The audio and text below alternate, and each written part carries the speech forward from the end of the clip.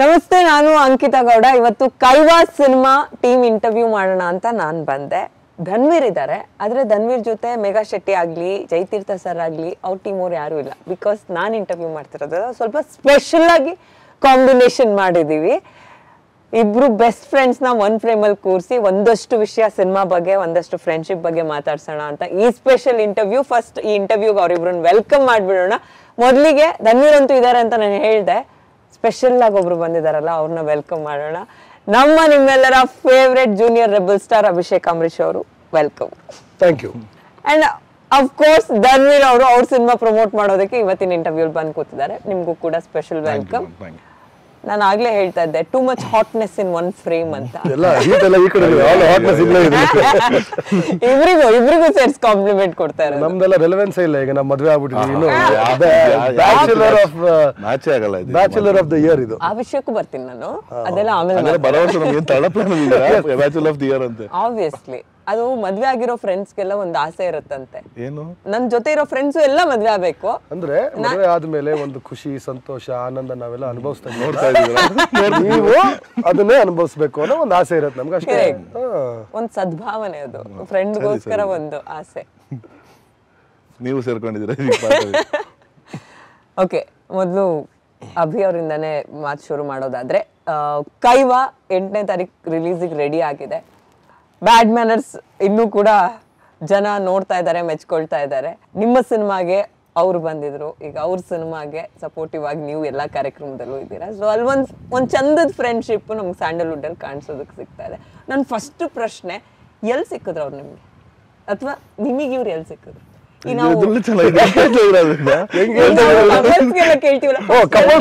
ನೆನ್ಪಿಟ್ಕೋಬೇಕು, ಯಾಕಂದ್ರೆ ಕಪಲ್ಸ್ ಅಲ್ಲಿ ನೆನ್ಪಿಟ್ಕೊಂಡಿಲ್ಲ ನಮ್ಗೆ ಆ ಕಡೆ ಕ್ಲಾಸ್ ತಗೋತಾರೆ. ಇಲ್ಲ ಆಡಿಯನ್ಸ್ಗೋಸ್ಕರ ಇವತ್ತು ಈ ಇಂಟರ್ವ್ಯೂ ಇದೆಲ್ಲ very special for so many reasons. ಹಾಗಾಗಿ ನಿಮ್ಗೆ ನೆನಪಿದೆ? ಇಲ್ಲ, ನನಗೆ ಧನ್ವೀರ್ ಅವರು ಪರಿಚಯ ಅಂದ್ರೆ ಅವ್ರು ಯಾರು ಅಂತ ಗೊತ್ತಾಗಿತ್ತು ಬಜಾರ್ ಬಂದ್ರು. ಅವರು ಇವರು ಅಂತೆಲ್ಲ ಕ್ಯಾಮ್ರಾ ಮುಂದೆ ಒಂದು ಪದ್ಧತಿ, ಒಂದು ಸಂಪ್ರದಾಯ ಅನ್ನೋದಿರುತ್ತೆ. ಅಲ್ಲಿಂದ ಬಂದಿರೋದು ಆಫ್ ಕ್ಯಾಮ್ರಾ ಹೆಂಗಾದ್ರೂ ಮಾಡ್ತಾರೆ. ಆಯ್ತು. ಧನ್ವೀರ್ ಅವರು ನನಗೆ ಮೊದಲು ನಾನು ನೋಡಿರೋದು ಬಜಾರ್ ಸಿನಿಮಾ ಟೈಮಲ್ಲಿ ಒಂದು ಪ್ರಮೋಷನ್ ಕಂಟೆಂಟ್ ನೋಡಿದ್ದೆ. ಏನೋ ಇಂಟ್ರೆಸ್ಟಿಂಗ್ ಆಗಿತ್ತು, ಯಾಕಂದ್ರೆ ಈ ಶೋಕ್ದಾರ್ ಅನ್ನೋದು ಪಾರಿವಾಳಗೋದು ಅದು ಬೇರೆ ತರ ಕಥೆನೇ ಇತ್ತು. ಸೊ ಓಕೆ, ಈ ಸಿನಿಮಾಲ್ ಏನೋ ಇದೆ ಅಂತ ಅನ್ಸಿತ್ತು ಅವಾಗ್ಲೇ. ಇಲ್ಲ, ಎಷ್ಟೊಂದು ಹೊಸ ಹೀರೋಗಳು ಬರ್ತಾರಲ್ಲ, ಬಟ್ ಇದ್ರಲ್ಲಿ ಇಂಟ್ರೆಸ್ಟಿಂಗ್ ಏನೋ ಇದೆ. ಅಂದ್ರೆ ನಮ್ಮ ಇದಿಲ್ಲ ಮೇಡಮ್, ಅವಾಗ ಬಂದಿಲ್ಲ ಎಲ್ಲ ಒಂದೇ ಸರ್ಕಲ್ ಅಲ್ಲಿ, ಆಗಿರ್ಬೋದು ಇವರಾಗಿರ್ಬೋದು ಇನ್ನೊಂದಷ್ಟು ಜನ ಬಂದ್ರು. ಸೊ ಆ ಏಜ್ ಕ್ಯಾಟಗರಿ ಅಂದ್ರೆ ಈ ಎರ ಒಂದೇ ಸತಿ ಬಂದ್ವಿ. ನನ್ನ ಸಿನಿಮಾ ನನ್ನ ಸಿನಿಮಾ ನಿಮ್ಗೆ ಬಂತು, ಇದಾದ್ಮೇಲೆ ಇನ್ನೊಂದು 3 ಸಿನಿಮಾ ಅಂದ್ರೆ ಯಾರು ಇದ್ವಲ್ಲ ಅವರೆಲ್ಲ ಒಟ್ಟಿಗೆ ಬಂದ್ರು. 2019 ಒಂದು ಬ್ಯಾಚ್ ಇದೆ. ಸೊ ಆ ಇಯರ್ ಅಫ್ಕೋರ್ಸ್ ನಾವು ಸಿನಿಮಾ ಮಾಡ್ತಾ ಇರ್ತೀವಲ್ಲ, ನೋಡ್ತೀವಲ್ಲ ಯಾರು ಬರ್ತಾವ್ರೆ, ಏನ್ ಮಾಡ್ತಾವ್ರೆ, ಏನ್ ನಡೀತಾ ಇದೆ ಅಂತ. ಸೊ ನೋಡುವಾಗ ಫಸ್ಟ್ ಕಂಟೆಂಟ್ ಇಂಟ್ರೆಸ್ಟಿಂಗ್ ಅನಿಸ್ತು. ಆಮೇಲೆ ರಿಸ್ಪಾನ್ಸ್ ಬಂದ, ಓಕೆ ನೈಸ್, ಒಂದು ಸಿನಿಮಾ ಚೆನ್ನಾಗಿದೆ ಆ್ಯಂಡ್ ಇಂಡಸ್ಟ್ರಿಗೆ ಒಂದು ಹೊಸ ಹೀರೋ ಬಂದವ್ರೆ ಅಂತ. ಸೊ ಅಲ್ಲಿ ನಾನು ನೋಡಿದ್ದು ಫಸ್ಟು ಧನ್ವೀರ್ನ. ಡೈರೆಕ್ಟಾಗಿ ನಿಜ ಹೇಳ್ಬೇಕಾದ್ರೆ ಇಲ್ಲೇ ನೋಡಿರೋದು. ಅಂಬರೀಶ್ ಸರ್ ಮನೇಲಿ ಇದು ಶೂಟ್ ಮಾಡ್ತಿದೀವಿ ಇಂಟರ್ವ್ಯೂ, ಇಲ್ಲಿಗೆ ಧನ್ವೀರ್ ಅವ್ರು ಬಂದಿದ್ರು. ಇದೇ ರೂಫ್ ಟಾಪ್ ಅಲ್ಲೇ.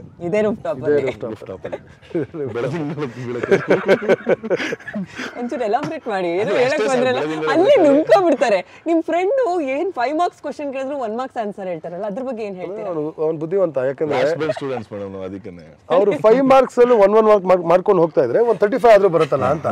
ಅವ್ರಿಗೆ ಡಿಸ್ಟಿಂಕ್ಷನ್ ಬೇಕು ಅಂತ ಏನಿಲ್ಲ, ಪಾಸ್ ಆದ್ರೆ ಸಾಕು ಎಕ್ಸಾಮ್ ಅಲ್ಲಿ. ಇದಕ್ಕೂ ಇವ್ರು ಕರೆಕ್ಟ್ ಆನ್ಸರ್ ಕೊಟ್ರು, 5 ಮಾರ್ಕ್ಸ್ ಆನ್ಸರೇ ಕೊಟ್ರು. ಒಂದೊಂದ್ಸಲ ಜಾಕ್ಪಾಟ್ ಆನ್ಸರ್ ಕೊಡ್ತಾರೆ.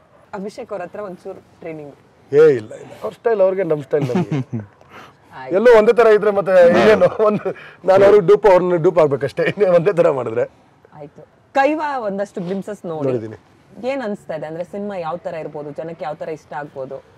ಒಂದು ಏನಂದ್ರೆ, ಆಲ್ರೆಡಿ ಒಬ್ರು ಕಮರ್ಷಿಯಲ್ ಹೀರೋ ಆಗಿ ಜನ ಒಪ್ಕೊಂಡ್ಮೇಲೆ, ನಾಟ್ ಈಸಿ. ಓಕೆ, ಫಸ್ಟ್ ಸಿನಿಮಾಗೆ ಕಮರ್ಷಿಯಲ್ ಹೀರೋ ಆಗಿ ಒಪ್ಕೊಂಡ್ಮೇಲೆ, ಇಲ್ಲ ನಾನು ಕಂಟೆಂಟ್ ಇಟ್ಕೊಂಡ್ಬರ್ತೀನಿ, ನಾನು ಬೇರೆ ಥರ ಮಾಡ್ತೀನಿ ಅನ್ನೋ ಒಂದು ಅಟೆಂಪ್ಟ್ ಇದೆಯಲ್ಲ, ನನಗದು ತುಂಬ ಇಷ್ಟ ಆಗುತ್ತೆ. ಯಾಕಂದರೆ ವಿ ಆರ್ ಆಲ್ ಒಂದು ಹೊಸ ಜನ್ರೇಷನ್ ಇದ್ದೀವಿ. ನಮ್ಮ ರೆಸ್ಪಾನ್ಸಿಬಿಲಿಟಿ ಏನಂದರೆ ಆಡಿಯನ್ಸ್ಗೆ ಏನಾದ್ರು ಹೊಸ ತಲುಪಿಸೋಂಥದ್ದು ಪ್ರಯತ್ನ ಮಾಡ್ತಾನೆ ಇರಬೇಕು. ಈಗ ಬಜಾರ್ ಆಯಿತು, ಬಜಾರ್ ಆದಮೇಲೆ ಬೈ ಟು ಲವ್ ಬರುತ್ತೆ. ಅಂದರೆ ಕಮರ್ಷಿಯಲ್ ಹೀರೋ ನಾನು ಅದನ್ನೇ ಮಾಡ್ತೀನಿ ಅನ್ನೋದಲ್ಲದೆ ಬೇರೆ ಥರ ಟ್ರೈ ಮಾಡ್ತಾನೆ. ಅದಾದಮೇಲೆ ಈ ಕೈವಾ ಬರುತ್ತೆ. ಕೈವಾ ಒಂದು ನೀವೆಲ್ಲ ಪ್ರಮೋಷನ್ ನೀವು ನೋಡ್ತಾ ಇದ್ದೀರಾ, ಎಲ್ಲ ಕೇಳ್ತಾ ಇದ್ದೀವಿ, ಕಂಟೆಂಟೇ ಬೇರೆ ಥರ ಇದೆ, ಸಬ್ಜೆಕ್ಟೇ ಒಂಥರ ಯೂನಿಕ್ ಸಬ್ಜೆಕ್ಟ್ ಆಗಿದೆ. ಅಂದರೆ ಇಲ್ಲಿವರೆಗೂ ಆ ಕತೆ ಎಲ್ಲೂ ಯಾರು ಹೇಳಿಲ್ಲ. ಪ್ಲಸ್ ನಮ್ಮಲ್ಲೇ ಒಂದು ಕತೆ, ಅದು ಬೆಂಗಳೂರಲ್ಲಿ ನಡೆಯುವಂಥ ಒಂದು ಕತೆ. ಆ ಸಬ್ಜೆಕ್ಟ್ನ ಜಾಸ್ತಿ ಎಕ್ಸ್ಪ್ಲೋರ್ ಮಾಡಿಲ್ಲ. ಈಗ ನನಗೆ ಎಷ್ಟೊಂದು ಪ್ರಮೋಷನಲ್ ಕಂಟೆಂಟ್ ನೋಡ್ತಾ ಹೋಗಿ ಇದೆಲ್ಲ ನಡೀತಾ ಇತ್ತಾ, ಹಿಂಗೆಲ್ಲ ಆಗ್ತಾ ಇತ್ತಾ ಅಂತ. ಎಸ್ಪೆಷಲಿ ಅವರು ಟೀಸರ್ ಲಾಂಚ್ ಹೋದಾಗ ಜಯತೀರ್ಥ ಅವರು ಹೇಳ್ತಾರೆ ಇದೊಂದು ನಿಜವಾದ ನಡೆದಿರ್ತಕ್ಕಂಥ ಘಟನೆ ಹೇಳ್ತಾರೆ. ನನಗೆ ಅಲ್ಲಿ ತುಂಬಾ ಕ್ಯೂರಿಯಾಸಿಟಿ ಬಂದ್ಬಿಡುತ್ತೆ, ಎಸ್ಪೆಷಲಿ ರಿಯಲ್ ಸ್ಟೋರಿ ಅಲ್ವಾ. ಈಗ imagination okay, fictional is okay, but real story ಹಿಂಗೆ ನಡೀತಾ ಏನು ಎತ್ತ ಅಂತ ನಿಜವಾಗ್ಲೂ ನನಗೊಂದು ಕ್ಯೂರಿಯಾಸಿಟಿ. ಸೆಟ್ಗೆ ಹೋಗಿದ್ದೀನಿ, ಸೆಟ್ಗೆ ಹೋದಾಗ ಏನು ಈ ಥರ ಒಂದು ವಿಗ್ ಹಾಕೊಂಡಿದ್ದಾನಲ್ಲ ಏನಿದು ನಾನು ಒಂಥರ ನೋಡ್ತಾ ಇದ್ದೆ. ಪ್ಲಸ್ ಬ್ಯಾಡ್ ಮ್ಯಾನರ್ಸ್ ಅವ್ರದ್ದು ಶೂಟಿಂಗ್ ನಡೀತಾ ಇತ್ತು, ನಮ್ದು ಇಲ್ಲಿ ಕೈವಾ ನಡೀತಾ ಇತ್ತು. ಸೊ ಶೂಟಿಂಗ್ ಮಾಡಿದ್ರೆ ಬಂದ್ ನೋಡೇ ಸಾಕಾಗ್ಬಿಟ್ಟಿದ್ರು, ಇದೇನಿದು ವಿಗ್ ಹಾಕೊಂಡು ಹಿಂಗಿದ್ಯಾ ಒಳ್ಳೆ ಅಂತ, ಕ್ಯಾರೆಕ್ಟರ್ ಏನ್ ಮಾಡೋಣ ಸ್ವಲ್ಪ ಯಾಕಂದ್ರೆ ಕಮರ್ಷಿಯಲ್. ನನಗೊಂದು ಕ್ಯೂರಿಯಾಸಿಟಿ ಕ್ವಶನ್ ಏನ್ ಗೊತ್ತಾ, ಜಯತೀರ್ಥ ಸರ್ ಇದ್ದಿದ್ರೆ ಕೇಳ್ಬಿಡ್ತಾ ಇದ್ದೆ, ಅದ್ ಹೆಂಗ್ ಒಪ್ಸಿದ್ರು ಧನ್ವೀರ್ ಅವ್ರನ್ನ ಆ ಲುಕ್ಕಿಗೆ ಅಂತ ಹೇಳ್ಬಿಟ್ಟು. ಕೇಳಿದಾಗ ಆಬ್ವಿಯಸ್ಲಿ ಪಾತ್ರ ಎಲ್ಲ ಕಡೆ ಅದೇ ಹೇಳ್ತೀನಿ, 1000 ಸ್ಕ್ರಿಪ್ಟ್ ಸಿಗುವಂತ ಒಂದು ಪಾತ್ರ. ಯಾಕಂದ್ರೆ ಕಲಾವಿದ್ರಿಗೆ ಬೇಕಾಗಿರೋ ಪರ್ಫಾರ್ಮೆನ್ಸ್ ಸ್ಕೋಪ್ ಮೇಡಮ್, ಆ ಸ್ಕೋಪ್ ಈ ಕಥೆಯಲ್ಲಿ ಇತ್ತು. ಸೊ ಅದಕ್ಕೋಸ್ಕರ ನಾನು ಮಾಡ್ಲೇಬೇಕು ಅಂತ ಮಾಡಿದ ಸಿನಿಮಾ. ಸೀನೋದು ಹೇಳಿದ್ರೆ ಒಂದು ಗಟ್ಸ್ ಬೇಕು. ಯಾಕಂದ್ರೆ ಈಗ ಫಿಸಿಕ್ ನೋಡಿದ್ರೆ ನಿಮಗೆ ಗೊತ್ತಾಗುತ್ತೆ, ತುಂಬಾ ಒಂದು ಹಾರ್ಡ್ ವರ್ಕ್ ಮಾಡಿರ್ತಾರೆ. ಅದನ್ನೆಲ್ಲ ಪಕ್ಕಕ್ಕಿಟ್ಟು ವರ್ಕೌಟ್ ಮಾಡಂಗಿಲ್ಲ ಅಷ್ಟೆಲ್ಲ. ಇದು ಈಗ ಸ್ಕ್ರೀನ್ ಮೇಲೆ ಆ ಥರ ಬರೋಕ್ಕೂ ಒಂದು ಧೈರ್ಯ ಬೇಕು, ಒಂದು ಕಾನ್ಫಿಡೆನ್ಸ್ ಇರಬೇಕು. ಅಫ್ಕೋರ್ಸ್ ಈಗ ಒಂದು 8 ಪ್ಯಾಕ್ ಮಾಡಿದ್ದಾನೆ, 6 ಪ್ಯಾಕ್ ಮಾಡಿದ್ದೆಲ್ಲ ಮಾಡಿದ್ದಾನೆ. ಅದನ್ನೆಲ್ಲ ಸ್ಕ್ರೀನಲ್ಲಿ ಬರಲಿಲ್ಲ ಅಂದ್ರೆ ನಿಜವಾಗ್ಲೂ ಎಷ್ಟು ಬೇಜಾರಾಗುತ್ತೆ. ಆದ್ರೂ ಅದೆಲ್ಲ okay fine, I don't want to ಒಂದು ಕ್ಯಾರೆಕ್ಟರ್ ಆಗಿ ಬರ್ತೀನಿ ಅನ್ನೋದು ಇಟ್ಸ್ ಈಗ ನಮ್ಮ ಜನ್ರೇಷನಲ್ಲಿ ಅದು ಬೇಕು. ಯಾಕಂದರೆ ನಮ್ಮ ಹಿಂದೆ ಬಂದಿರೋರು ಹಂಗೆ ಮಾಡ್ಕೊಂಡು ಬಂದಿದ್ದಾರೆ. ಅದಾದಮೇಲೆ ಅಫ್ಕೋರ್ಸ್ ಒಂದು ಸಕ್ಸಸ್ ಆದಮೇಲೆ ಅವ್ರದ್ದೇ ಆದಂಥ ಒಂದು ಸ್ಟೈಲು ಜಾನರ್ ಸೃಷ್ಟಿ ಆಗುತ್ತೆ. ಬಟ್ ಅಲ್ಲಿವರೆಗೂ ಮಾಡ್ತಾ ಇರಬೇಕು, ಹೊಸದೇನೋ ಒಂದು ಮಾಡ್ತಾ ಇರಬೇಕು, ಆಡಿಯನ್ಸಿಗೆ ಬೇರೆ ರೀತಿ ತೋರಿಸ್ತಾ ಇರಬೇಕು, ಯಾವ್ದ್ರಲ್ಲಿ ಕನೆಕ್ಟ್ ಆಗ್ತೀವಿ. ಅಭಿ ಅವ್ರ ಬಗ್ಗೆ ನಿಮ್ಗೆ ತುಂಬಾ ಇಷ್ಟ ಆದಂತ ಒಂದು ಕ್ವಾಲಿಟಿ ಇಷ್ಟು ವರ್ಷದಿಂದ ನೋಡ್ತಾ ಇದ್ದೀರಾ, ಥ್ರೂ ಔಟ್ ದ ಜರ್ನಿ ಒಂಚೂರು ಟ್ರಾವೆಲ್ ಮಾಡ್ತಾ ಇದ್ದೀರಾ ಜೊತೆಲೆ ಇದ್ರು, ಬಿಂಗ್ ಫ್ರೆಂಡ್ಸ್. ನಿಮ್ಗೆ ಒಂದು ಜನರಿಗೆ ಇವ್ರ ಬಗ್ಗೆ ಈ ವಿಷಯ ಜನರಿಗೆ ಗೊತ್ತಾಗ್ಬೇಕು, ಈ ಸೈಡ್ ಆಫ್ ಅಭಿ ಅನ್ಸೋದು. ಆ ಥರದ ತುಂಬಾನೇ ಇದೆ ಆ ಥರದ್ದು ಹೇಳೋ. ಬಟ್ ಏನು ಅಂದ್ರೆ ಸ್ನೇಹ, ಪ್ರೀತಿ, ವಿಶ್ವಾಸ ಅಂತ ಬಂದಾಗ ಇನ್ಯಾರೇ ಆಗಿರೋ ಎಂಥವನೇ ಆಗಿರೋ ಫಸ್ಟ್ ಬೆಲೆ ಇದಕ್ಕೆ ಸ್ನೇಹ, ಪ್ರೀತಿ, ವಿಶ್ವಾಸ ಅಷ್ಟೇ. ಅಂದರೆ ಫ್ರೆಂಡ್ಶಿಪ್ ಅಂತ ಬಂದರೆ ಏನು ಬೇಕಾದ್ರೂ ಮಾಡೋಕ್ಕಾಗುತ್ತೆ. ಅದು ಬಿಟ್ಟು ಕೆಲವರು ಇಲ್ಲ ನಾನು ಹಂಗೆ ಅಂತ ಬಂದರೆ ಗುರು ಅಲ್ಲಿರು ಇಲ್ಲೇ ಇರ್ತೀವಲ್ಲ ಲೆಕ್ಕಾಚಾರ.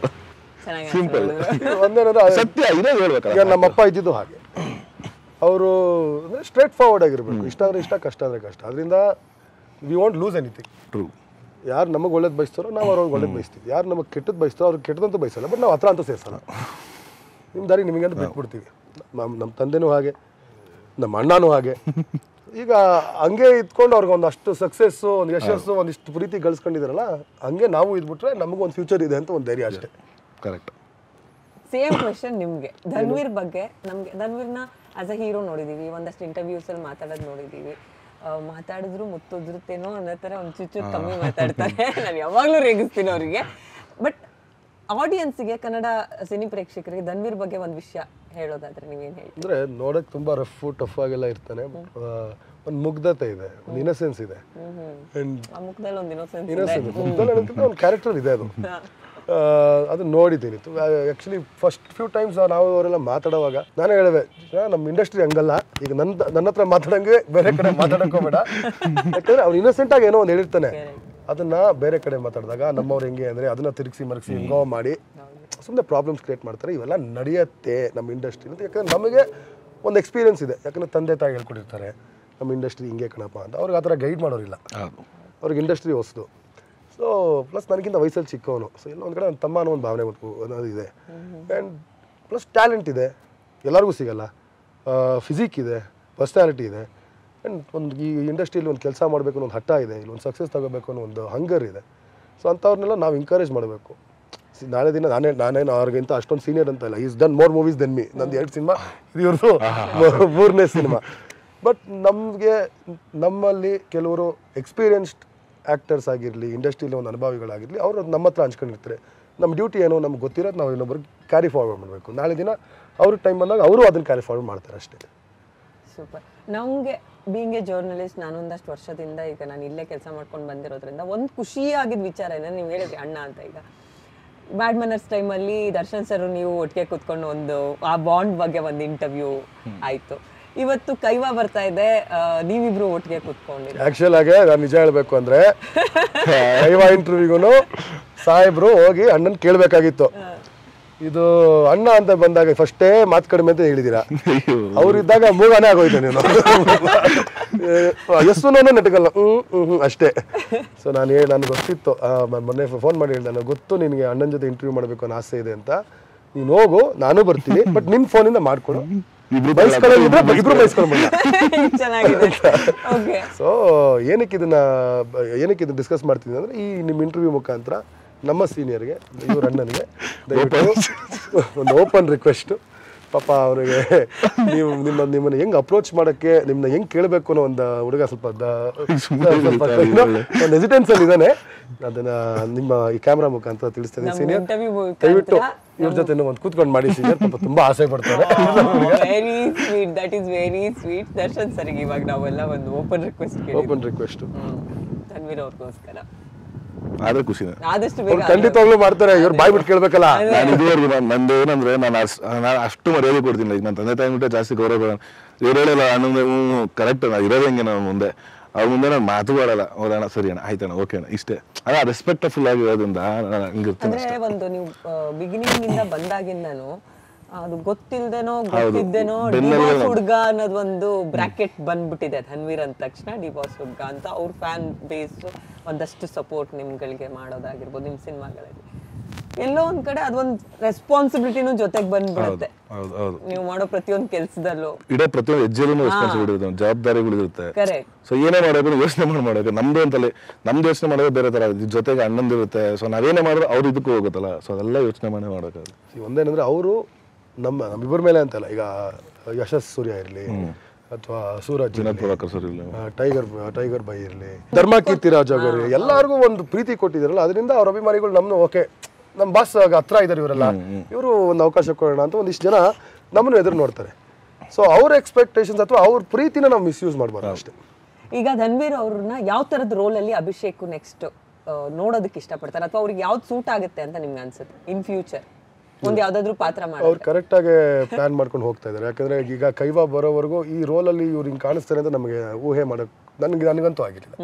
ಯಾರಾದ್ರೂ ಬಂದು ಈ ತರ 80s ಕ್ಯಾರೆಕ್ಟ್ರು, ಬಾಡಿ ಇರಲ್ಲ, ಒಂಥರ ಆ ಸ್ಟೈಲ್ ಅಂದ್ರೆ ಅಥೆಂಟಿಕ್ 80s ಅಲ್ಲಿ ಹಂಗೆ ಇತ್ತು, ಬಟ್ ಇದೇನು ಗ್ಲಾಮರಸ್ ಲುಕ್ ಏನಿಲ್ಲ, ಡಿಗ್ಲಾಮರ್ ರೋಲ್ ಕಂಪ್ಲೀಟ್ ಆಗಿ ಆ ಲುಕ್ಕಲ್ಲಿ ಈ ತರ ಇವ್ರನ್ನ ತೋರಿಸ್ತೀರಾ ಅಂದ್ರೆ ನಾನು ಆಗಲ್ಲ ಅಂತಾನೆ ಬಹುಶಃ ಅಂತಿದ್ದೇನೋ.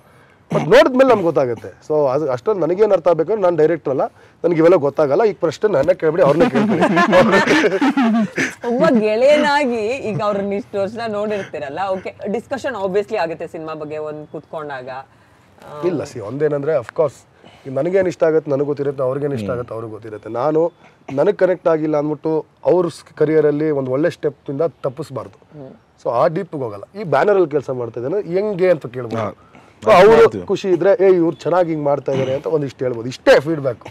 ಡೀಟೇಲ್ ಆಗಿ ಹೋಗಿ ಅವ್ರ ಕರಿಯರಲ್ಲಿ ನಾನು ಇನ್ವಾಲ್ವ್ ಆಗೋದು, ನಾನು ಕರಿಯರಲ್ಲಿ ಅವ್ರು ಇನ್ವಾಲ್ವ್ ಆಗೋಕ್ಕೆ ನಾವು ಹಸ್ಬೆಂಡ್ ಅಂಡ್ ವೈಫ್ ಅಲ್ಲ, ಫ್ರೆಂಡ್ಸ್.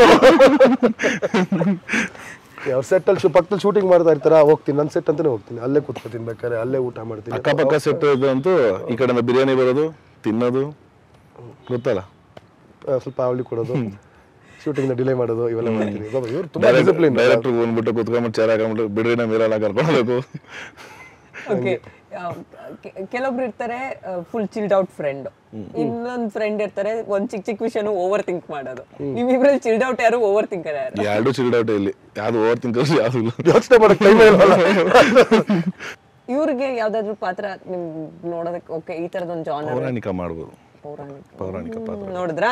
ಆ ಆನ್ಸರ್ ನಾನು ಅಂದ್ರೆ ಆ ತರದೊಂದು ಆನ್ಸರ್ ಎಕ್ಸ್ಪೆಕ್ಟ್ ಮಾಡ್ತೀನಿ. ಅವರಲ್ಲಿ ಒಂದು ಡೈರೆಕ್ಟರ್ ಇದೆ ಮೇಡಮ್, ಅವ್ರು ಹೇಳ್ತಾರೆ ಅವ್ರ ವಿಷನ್ ಇದೆ ಇಂಡಿಯಾ ಹಂಗೆ ಅಂತ.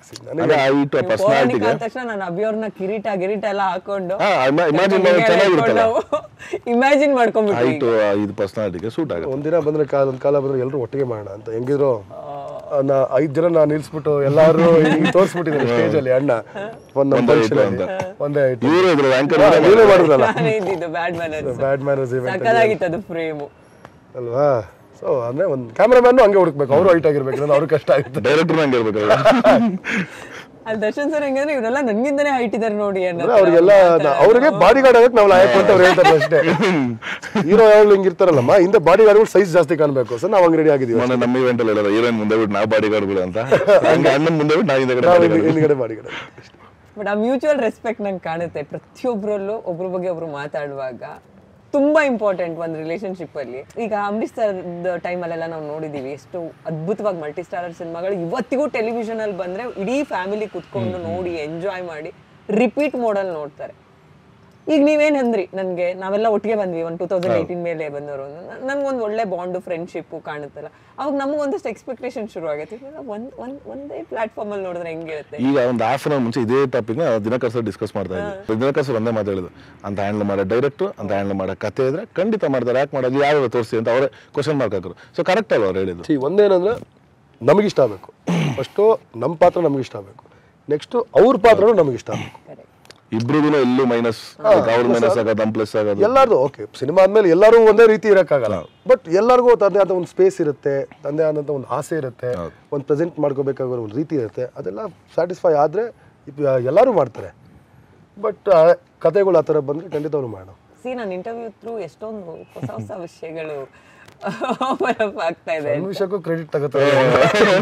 ಮತ್ತೆ ಇದು ಕೈವಾ ನಾನು ಮಾತಾಡ್ತಾ ಇದ್ವಿ 1980 ಕತೆ ಅಂದಾಗ ಒಂದು retro look, de glamorous role, Jaitirtha sir ಅವರು ಪ್ಯಾಟರ್ನ್ ಆಫ್ ಸಿನಿಮಾ ಅಥವಾ ಅವರು ಕಂಟೆಂಟ್ ಅಂತ ಬಂದ್ರೆ ಅಥವಾ ಸಿನಿಮಾ ಅಂತ ಬಂದ್ರೆ ಒಂದಷ್ಟು ವಿಷಯದಲ್ಲಿ ಎಷ್ಟು ಸ್ಟ್ರಿಕ್ಟ್ ಆಗ್ತಾರೆ ಇದೆಲ್ಲ ನಮಗೆ ಗೊತ್ತು. ಧನ್ವೀರ್ ಅವರು ಆ ಒಂದು ಗರಡಿ ಒಳಗೆ ಎಂಟ್ರಿ ಆಗಿ ಈ ಥರದೊಂದು ಕಂಟೆಂಟ್ ಮಾಡ್ತಿದ್ದಾರೆ ಅಂದಾಗ ಒಂದಷ್ಟು ಜನ ಓಕೆ ಏನ್ ಮಾಡ್ತಾರೆ ಅನ್ನೋ ಕ್ವಶನ್ ಮಾರ್ಕಿಂದ ಮಾತಾಡಿರ್ತಾರೆ, ಕೇಳಿರ್ತಾರೆ, ಒಂದು ಕ್ವಶನ್ ಮಾರ್ಕ್ ಇಟ್ಕೊಂಡಿರ್ತಾರೆ. ಇವನ್ ಆಡಿಯನ್ಸ್ ಪಾಸಿಟಿವ್ ವೇ ಆಗಿರ್ಬೋದು, ನೆಗೆಟಿವ್ ವೇ. ಇವಾಗ ಏನ್ ಅನ್ಸುತ್ತೆ, ಇವಾಗ ಫೈನಲಿ ರಿಲೀಸಿಗೆ ರೆಡಿ ಆಗಿದೆ ಕೈವಾ. ಟ್ರೇಲರ್ ಬರೋದಂತ ನೀವು ಕೇಳಿದ ಕ್ವಶನ್ ಮಾರ್ಕ್ ಇತ್ತು. ಟ್ರೇಲರ್ ಬಂದ್ಮೇಲೆ ಆಮೇಲೆ ಅದರಿಂದ ಬಿಫೋರ್ ಇವರೆಲ್ಲ ನೋಡಿದ್ರಲ್ಲ, ಇವ್ರಿಗೆ ಗೊತ್ತಿದ್ದು ಲೈಕ್ ಏನೋ ಒಂದು ಆಗುತ್ತೆ ಈ ಸಿನಿಮಾ ಅಂತ. ಬಟ್ ಟ್ರೇಲರ್ ಬಂದ್ಮೇಲೆ ತುಂಬಾ ಜನ ಕ್ವಶನ್ಗಳಿಗೆ ಅವ್ರವ್ರದೇ ಆನ್ಸರ್ಗಳು ಸಿಕ್ಕಿದೆ. ಮುಂದಕ್ಕೆ ನೋಡ್ಬೇಕು, ಸಿನಿಮಾ ರಿಲೀಸ್ ಆದ್ಮೇಲೆ ಅಂತ ಒಳ್ಳೊಳ್ಳೆ ಆನ್ಸರ್ ಸಿಗುತ್ತೆ. ನಿಮ್ಗೆ ಇಡೀ ಸಿನಿಮಾದಲ್ಲಿ ಒಂದ್ ವಿಷಯ ನಂಗೆ ತುಂಬಾ ಕಷ್ಟ ಆಯ್ತು, ಇದು ಕಷ್ಟಪಟ್ಟೆ ಮಾಡಿರ್ತೀರಾ ಎಲ್ಲ ನಂಗೆ ಗೊತ್ತು, ಎಫರ್ಟ್ ಹಾಕಿದ್ರೆ ಅಂದ್ರೆ ಕಷ್ಟ ಅಂತ ಇಲ್ಲ. ಈಗ ಅದ್ರ ವೀರಕುಮಾರ ಕ್ಯಾರೆಕ್ಟರ್ ಇರೋದ್ರಿಂದ ಅವ್ರದೇ ಆದ ಪದ್ಧತಿ. ಅವ್ರು 11 days ನಿಜವಾದ ರಿಯಲ್ ಆಗಿ ಅವ್ರು ಮಾಡೋಕೆ 11 days ಅವರು ನಾನ್ ವೆಜ್ ಮುಡ್ತೀರಾ, ಆಮೇಲೆ ಮೈಲಿಂದ ಪೂಜೆ ಮಾಡಿ ಅದಾದ ನಂತರ ವೀರಕುಮಾರ ಮಾಡೋದು. ಇಡೀ ಸಿನಿಮಾ ನಾನ್ ವೆಜ್ ಬಿಟ್ಟಿದೆ 8 months. ಚಪ್ಪಲಿ ಹಾಕಂಗಿರಲಿಲ್ಲ ಕಾಲ್ಗೆ, ಕೈಗೆ ಕಂಕಣ ಅಂತ ಕಟ್ತಾರೆ ಅವ್ರು ವೀರಕುಮಾರ ಮಾಡೋದು. ಅದೆಲ್ಲ ಪ್ರತಿಯೊಂದು ಡೀಟೇಲಿಂಗ್ ಅನ್ನು ಫೋನ್ ಮಾಡಿ ಜೈತೀರ್ಥ ಸರ್ ಕೇಳ್ಕೊಂಡು ಮಾಡಿದ್ರು. ಯಾಕಂದ್ರೆ ಅವ್ರೊಂದು ಧಾರ್ಮಿಕ ಆಚರಣೆ ಆಗಿರೋ ನಾವು ಅದನ್ನ ತೊಂದರೆ ಮಾಡ್ದಂಗೆ ಆಗುತ್ತೆ, ಇಲ್ಲ ಅವಮಾನ ಮಾಡ್ದಂಗೆ ಆಗುತ್ತೆ ಅಂದ್ರೆ ಯಾವುದೇ ರೀತಿ ಆಗ್ಬಾರ್ದು ಅಂದ್ಬಿಟ್ಟು ನಾವು ನೀಟಾಗಿ ಅದನ್ನೆಲ್ಲ ಕೇಳ್ಕೊಂಡೇ ಮಾಡಿದ್ವಿ. ಈ ತರದೊಂದು ಸೆನ್ಸಿಬಲ್ ಕಂಟೆಂಟ್ ಟಚ್ ಮಾಡುವಾಗ ಈ ಸೆನ್ಸಿಟಿವಿಟಿ ಇರುತ್ತಲ್ವಾ. ಆಮೇಲೆ ಇನ್ಡಿಸಿಪ್ಲಿನ್ ಆಗಿ ಏನಾದ್ರು ಮಾಡ್ಬಿಟ್ರೆ ಕೆಲವೊಮ್ಮೆ ಅದು ಅಫ್ಕೋರ್ಸ್ ಅದು ಆಫ್ ಸ್ಕ್ರೀನ್ ಎಮೋಷನ್ಸ್ ಕನೆಕ್ಟ್ ಆಗುತ್ತೆ. ಸೊ ಆಫ್ ಸ್ಕ್ರೀನ್ ಇಲ್ಲೂ ಆಹಾರ ಪದ್ಧತಿ ಅನ್ನೋದು ತುಂಬಾ ಮುಖ್ಯ ಆಗುತ್ತೆ. ಆಮೇಲೆ ಯಾರೋ ಒಬ್ರು ಅವ್ರಿಗೆ ಯಾಕೆ ನೋವು ಆಗ್ಬೇಕು, ಬಟ್ ಸಿ ಅವ್ರ ಡೆಡಿಕೇಶನ್ ಹಂಗಿದೆ. ಬರೇ ಶೂಟಿಂಗ್ ಅಲ್ಲದೆ 8 ತಿಂಗಳು ನಾನು ಇದನ್ನ ಫೀಲ್ ಮಾಡಬೇಕು, ಈ ಕ್ಯಾರೆಕ್ಟರ್ ಒಳಗೆ ಹೋಗ್ಬೇಕು ಅನ್ನೋ ಒಂದು ಡೆಡಿಕೇಶನ್ ಇದೆಯಲ್ಲ, ರಿಯಲಿ 101% ಕ್ರೆಡಿಟ್ ಕೊಡಬೇಕು. ನಾರ್ಮಲ್ ಆಗಿ ಕುತ್ಕೊಂಡ್ರೆ ಇಬ್ರು ಫ್ರೆಂಡ್ಸ್ ಏನೆಲ್ಲ ವಿಷಯಗಳನ್ನ ನಾನೆಲ್ಲ ಕ್ಯಾಮ್ರಾ ಮುಂದೆ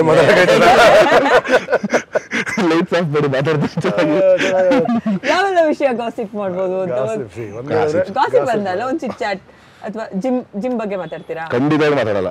ಯಾಕೆ? ಆಗಲ್ಲ ಜಿಮ್ ಬಗ್ಗೆ, ಇಬ್ರಿಗೂ ಬೇಜಾರ. ನಾವೆಲ್ಲ ಅವ್ರಿಗಾಗಲ್ಲ ಜಿಮ್ ಬಗ್ಗೆ. ಈಗ ಇವ್ರ ಮುಂದೆ ಹೇಳ್ತಾನೆ, ಈಗ ನಾವು ವರ್ಕೌಟ್ ಮಾಡ್ತೀವಿಲ್ಲ, ಬಟ್ ನನ್ನ ಬಾಡಿ ಬೇರೆ ಅವ್ನ ಬಾಡಿ ಬೇರೆ. ನಾನು ಇವ್ರು ತಿನ್ನೋದೇನೋ ನಾನು ತಿಂದ್ರೆ ನಾನು ಇಷ್ಟಪ್ಪ ಹೋಗ್ತೀನಿ, ಇವ್ರು ಅದನ್ನೇ ತಿನ್ಕೊಂಡು 8 ಪ್ಯಾಕ್ ಮಾಡ್ಕೊಂಡು. ಈಗ ಏನ್ ಬಂದು ಕೇಳಿದ್ರು ನನಗೆ ಊಟ ಆಯ್ತಾ, ಇಲ್ಲ ಅಂದ್ರೆ DBC ತರಿಸ್ಲಾ ಅಂದ್ರೆ. DBC ಅಂದ್ರೆ ಒಂದು ಹೈ ಕ್ಯಾಲರಿ ಅನ್ಹೆಲ್ತಿ ಶುಗರ್, ಇವ್ರ ಬಾಡಿಗೆ ಹೆಲ್ತಿ. ನಾನೇನೋ ತಿಂದ್ಬಿಟ್ರೆ ನಾಳೆ ದಿನ ಟ್ರೈನರ್ 2 ದಿನ ಹತ್ಬಿಡ್ತಾನೆ. ಡೆತ್ ಬೈ ಚಾಕ್ಲೇಟ್ ಅದು ದಿನ ಒಂದು ತಿಂತಾನಂತೆ ವಿತ್ 8 ಪ್ಯಾಕ್. ಎಲ್ಲೋಗುತ್ತೆ ಅದೆಲ್ಲ?